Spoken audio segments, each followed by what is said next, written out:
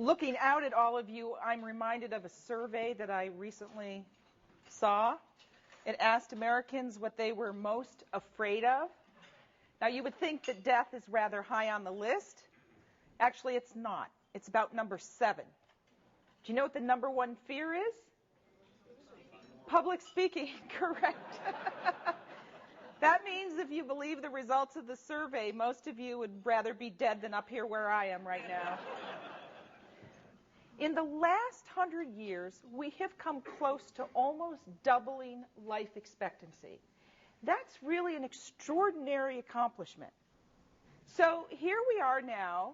Women still are outliving men by about 5 years. We've actually closed this gap a little bit. It used to be 7 years. It's now down to 5 years. I'm reminded of an editorial that an elderly male physician wrote recently in the British Medical Journal. He was asking the question, why is it that women still outlive men? And he went through all the possible theories and hypotheses as to why that's true, and he got to the end of the article and he said, you know what? We really still don't know. He said, it must be in the genes, that men are cut out for a short, brutal life, and women a long, miserable one. Well, we're trying to change all that. So, leading killers. Heart disease, right? Number 1 for men and women. Cancer.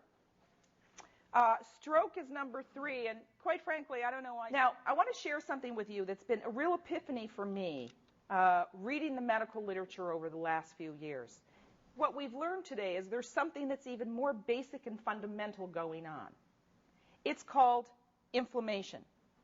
When I was in medical school, they didn't teach us about inflammation. We didn't have this notion that inflammation could be a body-wide mechanism of action for many of the diseases we're living with. So, for example, if you have inflammation in your joints, what do you have? Okay. If you have inflammation in your coronary vessel, what do you have? Atherosclerosis, right. If you have, this gets a little harder, inflammation in the beta cells in your pancreas, and you can't make insulin, what do you have? Diabetes. What causes inflammation in our body? As you might imagine, it's got to do with our environment.